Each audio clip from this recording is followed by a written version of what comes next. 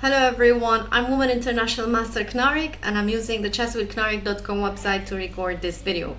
In this video, we're going to see an example of a breakthrough. What's a breakthrough?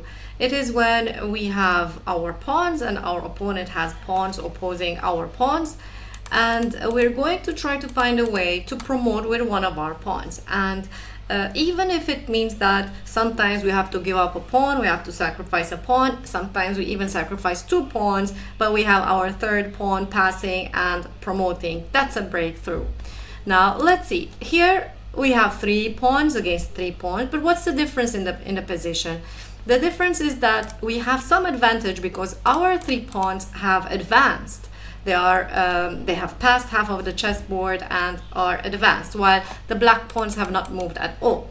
Now, let's see what can we do. If I decide with the white pieces not to move my pawns, let's say to get my king to try to help my pawns, what will happen in this game? Let's say I move to b3, the black king is also going to move. If I move to c3, the black king is also going to move to c5. And what's going to happen here? By the time we reach the king side, all our pawns will be gone because the black king is going to capture all of them. So definitely we don't want to move with the kings, but we want to play only with our pawns and promote as fast as possible before the black king arrives to capture our pawns or help the black pawns. So we have to be fast. Now what can we do? What if we push the pawn that's on h6, that's on h5 to h6?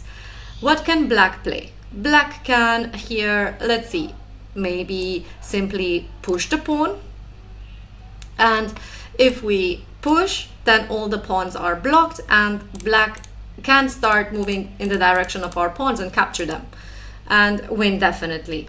But if we go back, what if white doesn't push but captures? But it's the same. We're going to capture back, and white is left with the king moves. Let's say the king is going to try to move in the direction of the pawns, but black is going to be faster in capturing the white pawns when we move in the king side direction, in the direction of the king side. So black is capturing the pawns and is again definitely winning this game. So let's go back.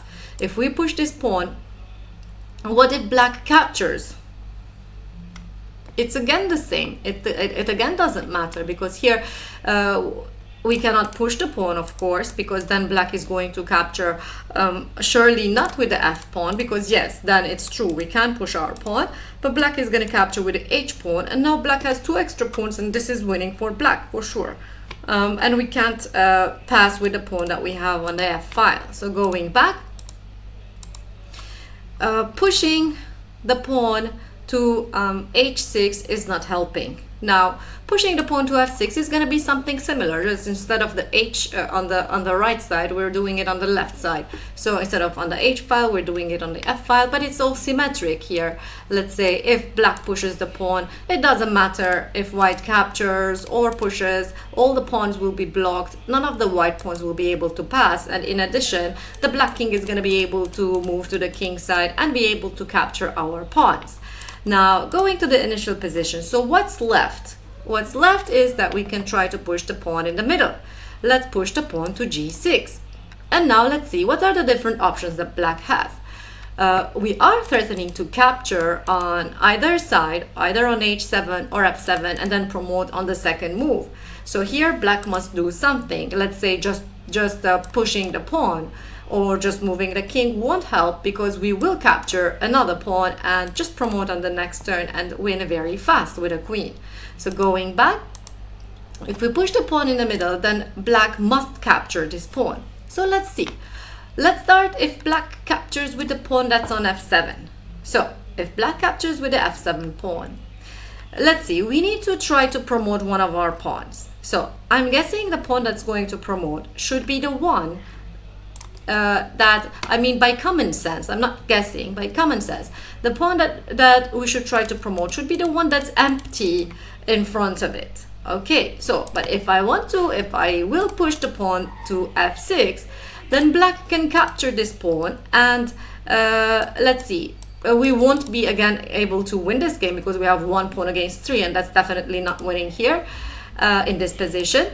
So instead of pushing this pawn, what if I clear the way for this pawn? So I want to push this pawn, but I don't want the G pawn to capture my pawn on F6.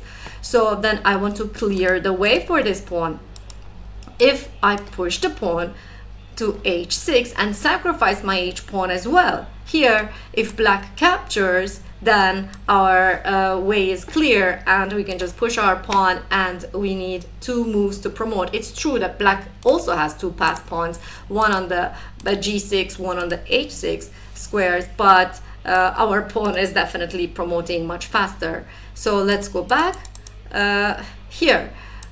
What if we push and black doesn't capture, instead captures on F5, for example? That's even better again for us, because then we can capture on G7, and again right on the next turn we're promoting.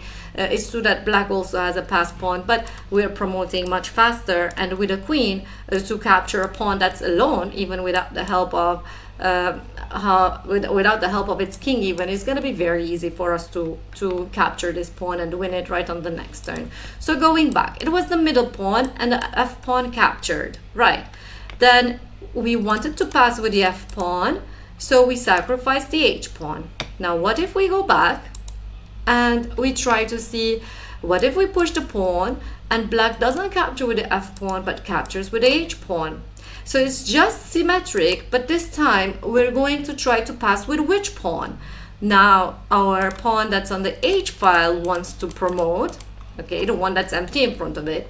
But again, if we push it right away, this time the G7 pawn is going to capture our pawn and we're going to lose the game. 3 against 1, we're losing this game. Going back, then we don't want to push the H pawn right away, but we want to clear the way for the H pawn. We want, when we move to H6, the G7 pawn not be able to capture us. So how are we going to distract that pawn? We're going to sacrifice our second pawn again. So we're sacrificing now the F pawn. Here, if we sacrifice the pawn on the F6 square, when black captures, our way is clear and we can just pass with our pawn again. And of course, black also has a passed pawn, but our pawn is promoting way faster, and with a queen, we're very fast going to be able to capture all the black pawns and win this game with a queen and a king against the king. So going back, let's try something else. What if we pushed here? Black captured and we sacrificed our pawn. Black didn't accept our sacrifice there and captured on H5. Again, it's symmetric to what we just did on the other side. Here we can just capture on G7 and we're promoting right on the next turn, and again winning this game much more easier. Now in an easier way. So here okay, if I hadn't pushed the pawn to F6, let's say, if we look at another line, was that also going to work? For example, if instead of pushing our pawn, we had captured the pawn on G6, was that going to work?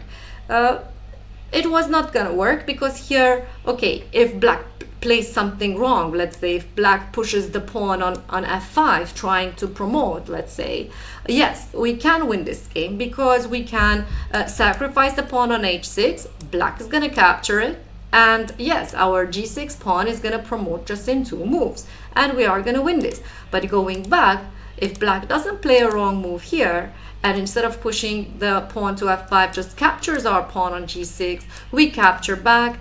Now this is not going to be winning for us. On the contrary, again, the black king is closer and we'll be able to capture our pawn. But what we can try in this position to make this position a draw, when black captures our pawn, we can take the opposition and not allow the black king to control the key squares necessary to promote this pawn. And there are several videos that we have about key squares, and you can check that out. So this game is going to be a draw, and white is not winning this.